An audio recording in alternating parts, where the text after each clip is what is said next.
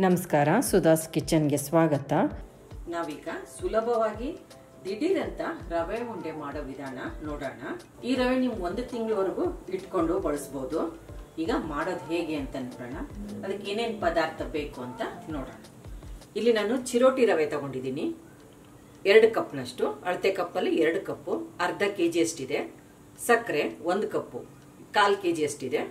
ತುಪ್ಪ 150 ಗ್ರಾಮ್ನಷ್ಟು, ಅರ್ಧ ಕಪ್ನಷ್ಟು, ಅಳತೆ ಕಪ್ಪಲ್ಲಿ ಅರ್ಧ ಕಪ್ಪು ತುಪ್ಪ ತಗೊಂಡಿರೋದು. ಈಗ ಮಾಡೋಣ. ಮಿಕ್ಸಿ ಜಾರಿಗೆ ಸಕ್ಕರೆ ಹಾಕೊಳ್ಳೋಣ. ನುಣ್ಣಗೆ ಪುಡಿ ಮಾಡ್ಕೊಳ್ಳೋಣ. ಸಕ್ಕರೆ ನೋಡಿ ಇಷ್ಟು ಫೈನಾಗಿ ಪೌಡ್ರ್ ಮಾಡ್ಕೊಂಡಿರೋದು.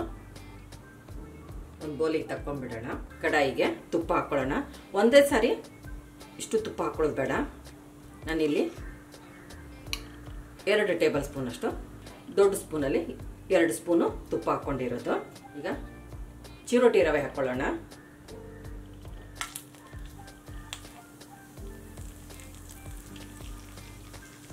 ಸಣ್ಣ ರವೆ, ಚಿರೋಟಿ ರವೆ ಅಂದ್ರೆ ಸಣ್ಣ ರವೆ.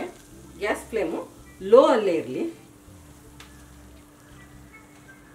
ನಿಧಾನವಾಗಿ ಹದವಾಗಿ ಹುರ್ಕೊಳ್ಳೋಣ.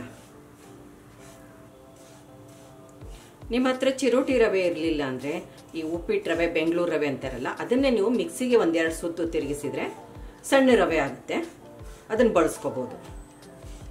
ಈ ರವೆ ಉಂಡೆಗೆ ಲೋ ಫ್ಲೇಮಲ್ಲೇ ಹದವಾಗಿ ಹುರ್ಕೋಬೇಕು. ಇದೇ ಇರೋದು ಮೊದಲು. ಇದು ಹೈ ಫ್ಲೇಮಲ್ಲಿ ಇಟ್ಟರೆ ರವೆ ಚೆನ್ನಾಗಿ ಹುರಿಯಲ್ಲ, ಮತ್ತು ಸೀದು ಹೋಗ್ಬಿಡುತ್ತೆ. ನಿಮಗೆ ಉಂಡೆ ರುಚಿ ಬರಲ್ಲ. ಸ್ವಲ್ಪ ಅವಾಗವಾಗ ಕೈ ಆಡಿಸ್ತಾ ಇರಬೇಕು ಇದನ್ನು. ನೀವು ದಪ್ಪ ತಳದ ಕಡಾಯಿ ತೊಗೊಂಡ್ರೆ ಸೀದ್ ಹೋಗೋ ಯೋಚನೆ ಇರಲ್ಲ. ಆರಾಮಕ್ಕೆ ರವೆ ಹುರ್ಕೋಬೋದು. ಈಗ ಹುರಿತಾ ಒಂದು 5 ನಿಮಿಷ ಆಗಿದೆ. ಇದಕ್ಕೆ ಇನ್ನೊಂದು ಸ್ಪೂನಷ್ಟು ತುಪ್ಪ ಹಾಕ್ಕೊಳ್ಳೋಣ. ಅರ್ಧ ಹಾಕ್ಕೊಂಡಿದ್ದೀನಿ.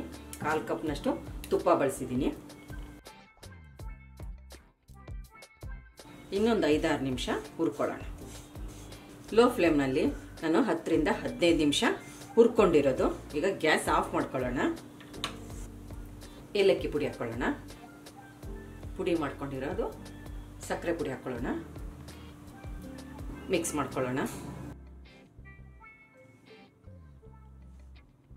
ಚೆನ್ನಾಗಿ ರವೆ ಜೊತೆಗೆ ಸಕ್ಕರೆ ಪುಡಿ ಮಿಕ್ಸ್ ಆಗಬೇಕು. ಆ ಥರ ಎಲ್ಲ ಚೆನ್ನಾಗಿ ಮಿಕ್ಸ್ ಮಾಡ್ಕೊಳ್ಳೋಣ. ನಾನಿಲ್ಲಿ ಒಂದು ಅರ್ಧ ಸ್ಪೂನಷ್ಟು ತುಪ್ಪ ಹಾಕ್ತಾ ಇದ್ದೀನಿ. ಸ್ವಲ್ಪ ತಣ್ಣಗಾಗುವವರೆಗೂ ತಟ್ಟೆ ಮುಚ್ಚಿ ಬಿಡೋಣ. ಒಂದು 10 ನಿಮಿಷ ಆಗಿದೆ. ಇದನ್ನೀಗ ಮಿಕ್ಸಿ ಜಾರಿಗೆ ಹಾಕ್ಕೊಂಡು 1-2 ಸುತ್ತು ತಿರುಗಿಸ್ಕೊಳ್ಳೋಣ. ಸಕ್ಕರೆ ಪುಡಿ, ರವೆ ಎಲ್ಲ ಚೆನ್ನಾಗಿ ಮಿಕ್ಸ್ ಆಗಬೇಕು. 1/4 ಕಪ್ನಷ್ಟು ತುಪ್ಪ ಮಿಕ್ಕಿದೆ. 1/4 ಕಪ್ ಅಷ್ಟೇ ತುಪ್ಪ ಬಳಸಿರೋದು ನಾನು. ಜಾರಿಗೆ ಹಾಕೊಳ್ಳೋಣ. ತಟ್ಟೆಗೆ ತಗೊಳ್ಳೋಣ. ಈ ಥರ ಚೆನ್ನಾಗಿ ಮಿಕ್ಸ್ ಆಗಿಬಿಡಬೇಕು.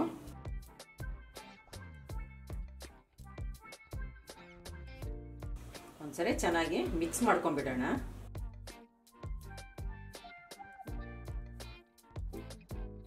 ಒಂದೊಂದು ರವೆ ತುಂಬ ಇದು ಹುಡಿ ಆಗುತ್ತೆ. ಅವಾಗ ಏನು ಮಾಡ್ರಿ ನೀವು ಇನ್ನೊಂದು 2 ಸ್ಪೂನಷ್ಟು ತುಪ್ಪ ಕರಗಿಸಿ ಹಾಕ್ಬಿಟ್ರೆ ಉಂಡೆ ಮಾಡೋಕ್ಕೆ ಸುಲಭ ಆಗುತ್ತೆ.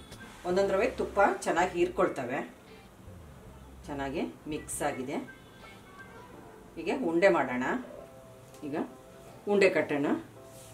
ನಿಮಗೆ ಯಾವ ಅಳತೆಗೆ ಬೇಕೋ ಆ ಅಳತೆಗೆ ನೀವು ಉಂಡೆ ಕಟ್ಕೋಬೋದು.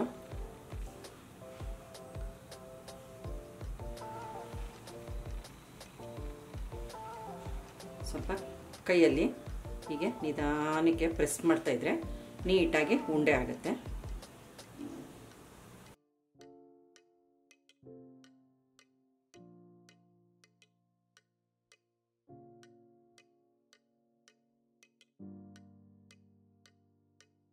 ತುಂಬ ಸಾಫ್ಟ್ ಆಗಿ ಉಂಡೆ ಆಗುತ್ತೆ ಇದು.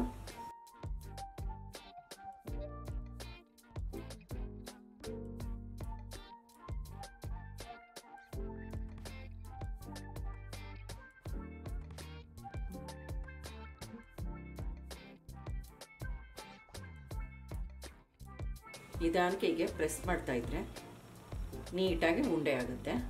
ಎಲ್ಲವನ್ನು ಇದೇ ಥರ ಉಂಡೆ ಕಟ್ಕೊಳ್ಳೋಣ.